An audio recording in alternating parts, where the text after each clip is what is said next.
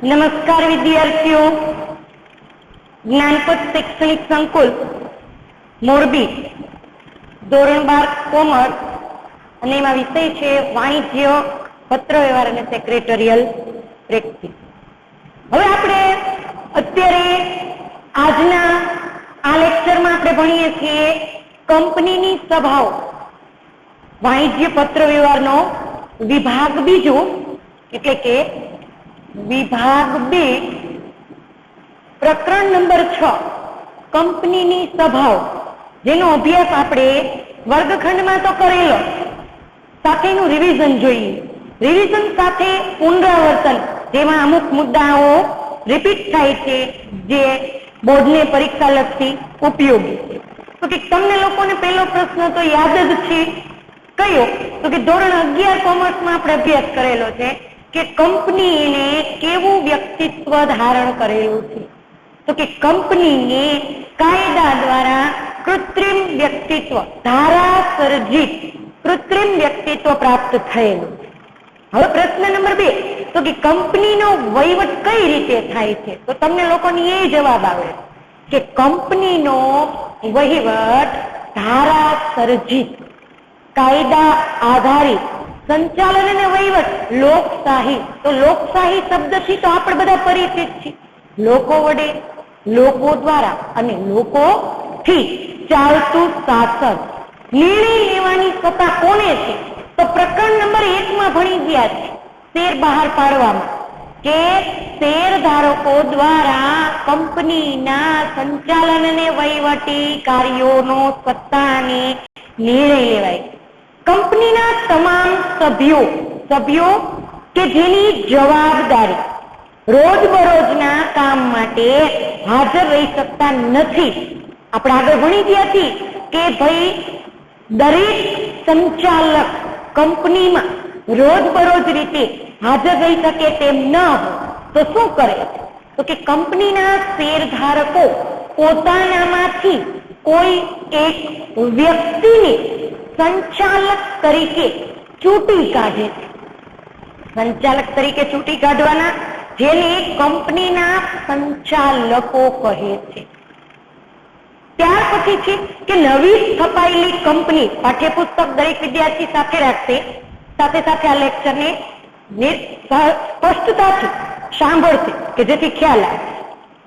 નવી સ્થપાયેલી કંપની, હજી આપણે 11મા ધોરણમાં 3જા પ્રકરણમાં કંપનીની સ્થાપના વિધિ ભણી ગયા. કંપનીનો સૂર્યોદય, સ્થાપના પહેલાનો વિચાર, નોંધણીનું પ્રમાણપત્ર મેળવવાનો વિચાર. તેમાં નવી સ્થપાયેલી કંપની હોય, કંપની ધંધો શરૂ કરે, શરૂ કર્યા પછી પ્રથમ સામાન્ય સભા બોલાવવી અનિવાર્ય છે, એટલે બોલાવવી ફરજિયાત છે. એટલે પરીક્ષામાં એક પ્રશ્ન આપણને પૂછાયો છે કે ભાઈ કઈ સભા બોલાવવી ફરજિયાત છે? તો કે નવી સ્થપાયેલી કંપની હોય તો પણ પ્રથમ સામાન્ય સભા બોલાવવી ફરજિયાત છે. હા, જો કંપની કે ડિબેન્ચર બહાર પડ્યા હોય તો તેમના હિતના રક્ષણ માટે કંપની શું કરે છે? તો કે ડિબેન્ચર ધારકોની સભા બોલાવવી પડે. હા, તેમના હિતના રક્ષણ માટે કંપનીના વિસર્જન સમયે પણ જરૂરી સભ્યોની સભા બોલાવી તેમાં ચર્ચા વિચારણા કરવામાં આવે છે. ચર્ચા વિચારણા કર્યા પછી રોજબરોજની કામગીરી હોય, સ્થાપનાથી લઈ અને રોજબરોજના કામગીરી અને વ્યૂહાત્મક એકમને લગતા વ્યૂહાત્મક નિર્ણયો વગેરે કંપનીની વિવિધ સભાઓ પર કામગીરી ખૂબ જ મહત્વ ધરાવે છે. કંપનીની સભાઓ, સભા એટલે મીટિંગ, એકથી વધુ વ્યક્તિને ભેગા કરી કોઈ ચોક્કસ મુદ્દા પર ચર્ચા વિચારણા કરવી.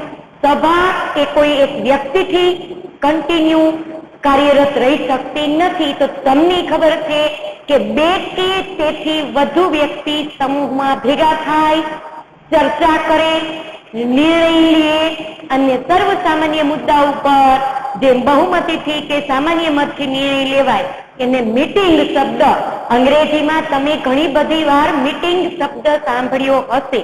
ઓફિશિયલી વર્ગ હોય કે પછી કોઈ સંસ્થાકીય કામ હોય, કોઈ ટ્રસ્ટનું કામ હોય, કોઈ કલ્યાણાર્થે કામ હોય, તો મીટિંગ શબ્દથી તમે લોકો પરિચિત છો. તો એવા કંપનીની સભાનો અર્થ ભણવાનો છે. તો સભાનો અર્થ એટલે શું? તો કે જ્યારે બીજો ટોપિક છે પ્રસ્તાવનામાંથી 2 થી 3 પ્રશ્ન મેં તમને કીધા એમ કે કંપનીને કેવું વ્યક્તિત્વ મળેલું છે, તો કે ધારાસર્જિત કૃત્રિમ કાયદાકીય વ્યક્તિત્વ મળેલું છે. કંપનીમાં નિર્ણય લેવાની સત્તા કોને હોય છે? તો કે શેરધારકોને. કંપનીનો સંચાલન અને વહીવટ કેવી રીતે થાય છે? લોકશાહી ઢબે કઈ સભા બોલાવવી અનિવાર્ય છે? તો પ્રથમ સામાન્ય સભા બોલાવવી અનિવાર્ય છે. જો કોઈ પણ વિદ્યાર્થીને એવું થાય કે ભાઈ પ્રશ્નોત્તરી મારે સાથે સાથે લખતી જવી છે કે ભાઈ આ પ્રશ્ન આ રીતના પૂછાય, તો સાથે લખી શકે છે. હવે ભણવાનું છે અર્થ. અર્થ એટલે તો કે કંપનીની સભાનો અર્થ. સભા એટલે શું? તો કે જ્યારે 2 કે તેથી વધારે વ્યક્તિઓ એક જગ્યાએ સાથે મળે, ચર્ચા વિચારણા કરે અને સર્વ સામાન્ય મુદ્દા પર આ બાબતે બહુમતીથી નિર્ણય એની સભા કહે છે. એટલે સભાનો અર્થ. આગળ જોઈએ ફરીવાર સભાનો અર્થ બધા વિદ્યાર્થીઓ સાથે સાથે પાકું કરવાની ટ્રાય કરશે કે જ્યારે 2 કે તેથી વધારે અથવા વધુ વ્યક્તિઓ એક જગ્યાએ સાથે મળે, ચર્ચા વિચારણા કરે અને એક સર્વ સામાન્ય મુદ્દા પર બહુમતીથી સાચો નિર્ણય લે તેને સભા કહે છે. હવે આમાં તમને આગળ નીચેના પેરેગ્રાફમાં પાઠ્યપુસ્તકમાં આપેલું કે ભાઈ વૈધિક સભા એટલે શું અને અવૈધિક સભા એટલે શું. અહીંયા તમને એક પ્રશ્ન પૂછાઈ શકે છે કે ભાઈ વૈધિક સભા એટલે શું અને અવૈધિક સભા એટલે શું. એટલે ખાસ આમાંથી 2 પ્રશ્ન પાકા કરવાના રહેશે. કંપનીના સભ્યોની વૈધિક અને અવૈધિક સભા બોલાવવી, જુદા જુદા પ્રશ્નો વિશે ચર્ચા વિચારણા કરવાની. હવે વૈધિક એટલે શું? તો પેલા વૈધિક નો અર્થ સમજીએ. ચોક્કસ સમય નિશ્ચિત છે, ચોક્કસ સ્થળ નક્કી છે અને ચોક્કસ મુદ્દા પર જે બાબતે જેમ કે ડિવિડન્ડનો જ નિર્ણય લેવાનો છે. તો ચોક્કસ મુદ્દો નક્કી જ છે કે ડિવિડન્ડ બાબતે સભા બોલાવેલી છે. કે ચોક્કસ સમય, ચોક્કસ તારીખે, ચોક્કસ સ્થળે અને ચોક્કસ મુદ્દા. મુદ્દા એટલે કે એજન્ડા. એજન્ડા એટલે કાર્યની યાદી. કાર્યની યાદી પર વિચારણા કરીને નિર્ણય લેવાય એને વૈધિક કહેવાય. તો જો તમને એટલું જ યાદ રહેવું જોઈએ જેમાં બધું નિશ્ચિત ચોક્કસ છે, તારીખ, સ્થળ, સમય, મુદ્દો બધું જ નક્કી છે, એ વૈધિક સભા. એનાથી વિરોધાભાસ આકસ્મિક સંજોગોમાં બોલાવાતી સભાને અવૈધિક સભા કહે છે. ત્યાર પછી છે કંપનીની સભાના પ્રકારો. કંપની સભાના પ્રકારો 3 છે. કયા 3? તો કે શેર હોલ્ડર્સની સભા. પેલી સભા કઈ વિદ્યાર્થીઓ? તો કે શેર હોલ્ડર્સની સભા. બીજું ડિરેક્ટર્સની સભા.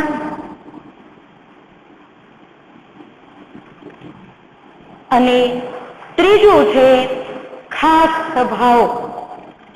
પરીક્ષામાં આવાથી પૂછાતા પ્રશ્ન છે કે ભાઈ સભાના પ્રકાર કેટલા? તો તમારે લખવાના 3. કયા 3? તો કે શેર હોલ્ડરની સભા, ડિરેક્ટર્સની સભા અને ખાસ સભા. પણ હા, જો કોઈ પ્રશ્ન એવો પૂછાણો કે શેર હોલ્ડરની સભાના પ્રકારો કેટલા? ફરીવાર વિદ્યાર્થીઓ, આ પાઠમાંથી ઘણા બધા પ્રશ્નો એવા છે કે જે 1 માર્કમાં 2 માર્કમાં પૂછાય છે. તો પેલા જ આપણે ભણી ગયા. તો ફરીવાર શેર હોલ્ડર્સની સભા, ડિરેક્ટર્સની સભા અને ખાસ સભા. શેર હોલ્ડરની સભાના કેટલા પ્રકાર? તો શેર હોલ્ડરની સભાના 3 પ્રકાર છે. પ્રથમ વાર્ષિક સામાન્ય સભા, બીજું વાર્ષિક સામાન્ય સભા, ત્રીજું અસાધારણ સામાન્ય સભા. ફરીવાર શેર હોલ્ડરની સભામાં કેટલા પ્રકાર? 3 પ્રકાર. પ્રથમ વાર્ષિક સામાન્ય સભા, વાર્ષિક સામાન્ય સભા, અસાધારણ સામાન્ય સભા. ત્યાર પછી છે ડિરેક્ટર્સની સભાના પ્રકાર પૂછે. બી વિભાગમાં 15 માર્કના એક વાક્ય પૂછાવાના છે. તો બોર્ડના પેપરમાં કોઈ શિક્ષકે એવો પ્રશ્ન પૂછી લીધો કે ડિરેક્ટર્સની સભાના પ્રકાર જણાવો. તો ડિરેક્ટર્સની સભાના 2 પ્રકાર છે, સંચાલકોની સભા અને સમિતિ સભા. ત્યાર પછી ત્રીજો પ્રકાર છે ખાસ સભાઓ. તો ખાસ સભાઓના 3 પ્રકાર છે, વર્ગ સભા, લેણદારોની સભા અને કંપની વિસર્જન સમયની સભા. તો મહત્વના મુદ્દા આજે ભણેલા જે ફરીવાર પાછું રિપીટ કરી ત્યાર પછી આગળ ચેપ્ટર જોઈએ. આમાંથી પૂછાયેલા પ્રશ્ન પ્રસ્તાવનામાંથી તો કે કંપનીને કેવું વ્યક્તિત્વ ધારણ કરેલું છે? તો કંપનીએ કાયદા દ્વારા ધારા સર્જિત કૃત્રિમ વ્યક્તિત્વ ધારણ કરેલું છે. ત્યાર પછી એમાંથી જ બીજો પ્રશ્ન પૂછાય છે કે ભાઈ કંપનીનું સંચાલન અને વહીવટ કઈ રીતે થાય છે? તો કંપનીનું સંચાલન અને વહીવટ લોકશાહી ઢબે થાય. હા, કંપનીમાં ખાસ નિર્ણય બાબતની સત્તા કોને સોંપવામાં આવી છે? તો શેર હોલ્ડરોને. પણ શેર હોલ્ડરો રોજબરોજ કંપનીમાં હાજર રહી શકતા નથી, એટલે કોને ચૂંટી કાઢે છે સંચાલન કરવા? તો કે સંચાલકોને. તો કે સંચાલકો શું કરે છે? તો કે શેર હોલ્ડર ના હિતના રક્ષણ માટે તેમજ કંપનીનું સુચારુ સારી રીતે વહીવટ ચાલે એ માટે સંચાલન કરે છે. કઈ સભા બોલાવી ફરજિયાત છે? નવી સ્થપાયેલી કંપની શરૂ કરે એટલે કઈ સભા બોલાવી ફરજિયાત? તો કે પ્રથમ સામાન્ય સભા બોલાવવી ફરજિયાત છે. ડિબેન્ચર ધારકોના હિતના રક્ષણ માટે શું કરવામાં આવે છે? તો કે ડિબેન્ચર ધારકોની સભા બોલાવવામાં આવે માટે. ત્યાર પછી આપણે સભાનો અર્થ ભણ્યા. સભાનો અર્થ શું? કે જ્યારે 2 કે તેથી વધુ વ્યક્તિ, 2 કે તેથી વધુ વ્યક્તિઓ એક જગ્યા પર ભેગા થાય, સાથે મળે, ચર્ચા વિચારણા કરે અને એક ચોક્કસ સર્વસામાન્ય મુદ્દા પર નિર્ણય લે એને સભા કહેવાય. આમાંથી પ્રશ્ન પૂછાય છે વૈદિક સભા અને વૈદિક સભા. તો વૈદિક સભા એટલે ચોક્કસ તારીખે, ચોક્કસ સમયે, ચોક્કસ સ્થળે, ચોક્કસ મુદ્દા પર વિચારણા કરી અને નિર્ણય લેવામાં આવે એને કહેવાય વૈદિક. અને આકસ્મિક સંજોગોમાં બોલાવાતી એકાએક સભાને કહેવાય અવૈદિક. સભાના પ્રકારો 3. ક્યાં 3? તો કે શેર હોલ્ડરની સભા, સંચાલક મંડળની સભા, એટલે કે સંચાલક મંડળ નું બીજું જ નામ છે ડિરેક્ટર, બરાબર? એવું પૂછે. ડિરેક્ટર્સની સભા અને ખાસ સભા. શેર હોલ્ડરની સભાના પ્રકાર કેટલા? તો કે 3. પ્રથમ સામાન્ય સભા, બીજું વાર્ષિક સામાન્ય સભા અને ત્રીજું અસાધારણ સામાન્ય સભા. ડિરેક્ટર્સ મંડળની સભાના તો કે એમાંથી સંચાલક મંડળની સભા અને ખાસ સમિતિ સભા. ખાસ સભામાં પેલું છે વર્ગ સભા, લેણદારોની સભા અને કંપની વિસર્જન સમયની સભા. આ પાઠમાં ત્યાર પછીનો ટોપિક છે કે ભાઈ કંપની સ્વરૂપમાં મીટિંગ દરમિયાન પ્રયોજાતા શબ્દોની યાદી. એ જ સમજવાની છે. પ્રયોજાતા શબ્દની યાદી.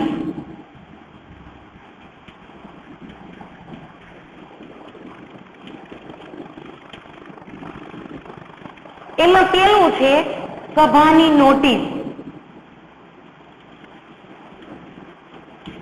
માની લ્યો કે તમે કંપનીના શેર હોલ્ડર છો અથવા ડિબેન્ચર હોલ્ડર છો. હવે તમને કંપનીમાં કોઈ વર્ષ દરમિયાન અથવા વાર્ષિક સામાન્ય સભામાં કે 6 માસ પછી કંપનીમાં મીટિંગનું આયોજન કરેલું છે, તો તમને અગાઉથી જાણ તો હોવી જોઈએ ને કે ભાઈ કઈ તારીખે કેટલા વાગે કઈ જગ્યાએ એકઠું થવાનું. સભાની નોટિસ એટલે શું? તો કે જેને ધારો કે તમે શેર હોલ્ડર છો, તમારે મીટિંગમાં હાજર રહેવાનું છે, તો અગાઉથી તમને ખબર તો હોવી જોઈએ કે આ તારીખે ભાઈ મારે મીટિંગમાં હાજર થવાનું છે. એની અગાઉથી જાણ કરવી પડે. તો કેના દ્વારા જાણ થાય? નોટિસ દ્વારા. ત્યાર પછી છે સભાની કાર્યસૂચિ. શું છે? આનું બીજું નામ પરીક્ષામાં પૂછાય છે એજન્ડા, એટલે કાર્યની ક્રમવાર યાદી. હવે તમને મીટિંગમાં બોલાવ્યા, શું કામ બોલાવ્યા છે, કયું કામ કરવાનું છે, કયા મુદ્દા ઉપર નિર્ણય લેવાનો છે, એને કહેવાય કાર્યસૂચિ, કામની ક્રમવાર યાદી. ત્યાર પછી છે સભાની ગણ સંખ્યા. જો કાઉન્ટમાં હું નામ લખું છું એ યાદ રાખજો. પરીક્ષામાં કાં ગુજરાતી પૂછે ને કાં એનો અંગ્રેજી. કોરમ, સભા કાયદેસર કામકાજ આગળ વધે એ માટે સભ્યોની ક્રમવાર સભ્યોની યાદી.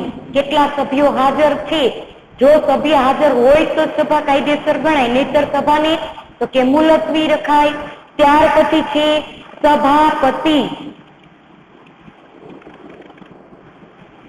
સભાનો પ્રમુખ, સભાનો નેતા. પ્રમુખ શબ્દ છે એ સભાનું સમગ્ર કામકાજ કાયદેસર ચાલે એની દેખરેખ રાખનાર વ્યક્તિ. ત્યાર પછી છે સભા દરમિયાન લેવાતા નિર્ણયો, જેને કહેવાય સભા નોંધ. સભા દરમિયાન કોઈ મુદ્દાની નોંધ થાય તો એ સભા નોંધમાં થાય છે. મતદાન, તમને લોકોની તો ખ્યાલ જ છે. કોઈ નિર્ણય લેવાય તો એમાં સભ્યોનો મત જાણવામાં આવે છે. મતદાનની 6 પદ્ધતિના નામ પરીક્ષામાં ઘણીવાર પૂછે છે કે મતદાનની પદ્ધતિઓ જણાવો. તો હાથ દેખાડ, હાથ ઊંચો કરીને, અવાજ દ્વારા, હાના દ્વારા. સભાગૃહનું વિભાજન, હાની તરફેણમાં હોય એ બીજી બાજુ વયા જાય, નાની તરફેણમાં હોય આ બાજુ જતા રહે, એમ સભાગૃહનું વિભાજન. ઇલેક્ટ્રોનિક સાધનોના ઉપકરણો દ્વારા, તમને લોકોને ખબર છે એમાં મેં અગાઉ પણ તમને કીધેલું છે કે એબીસી તમે લોકો કોણ બનેગા કરોડપતિમાં જોવો છો. ઇલેક્ટ્રોનિક મશીન દ્વારા મત દેવામાં આવે છે. પ્રતિતાધિકાર,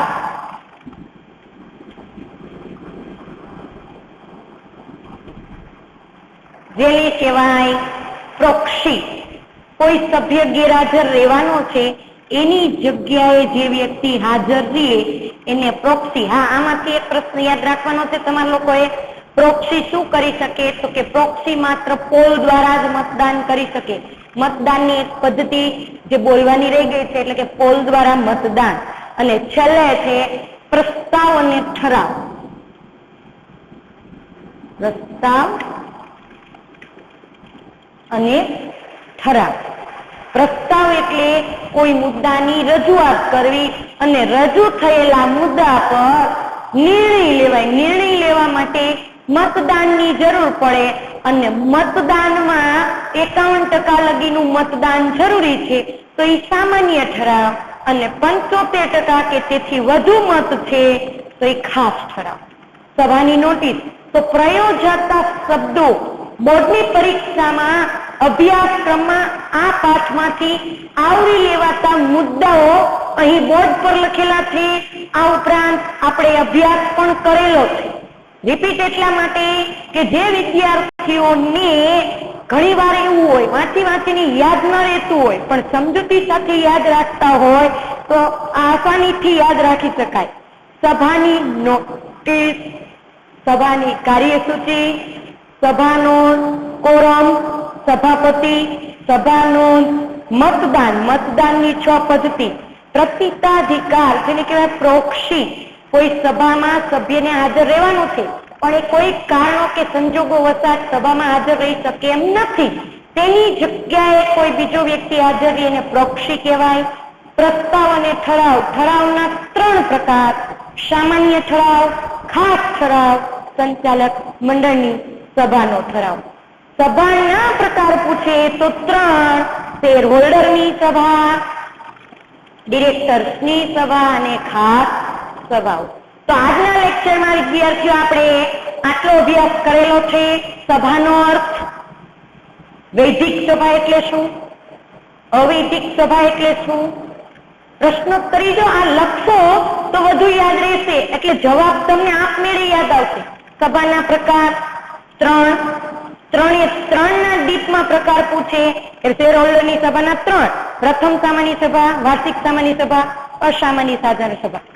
ડિરેક્ટર્સના 2: સંચાલક મંડળની સભા, સમિતિની સભા. ખાસ સભામાં વર્ગ સભા, લેણદારોની સભા અને કંપની વિસર્જનની સભા અને પ્રયોજાતા શબ્દ. તો દરેક વિદ્યાર્થીઓ હોમવર્કમાં પ્રશ્નોત્તરીના જવાબ સાથે સાથે પ્રશ્ન લખતા જશે અને મૌલિકતાથી જવાબ પણ લખવાની ટ્રાય કરશે. નમસ્કાર, જય હિન્દ, વંદે માતરમ.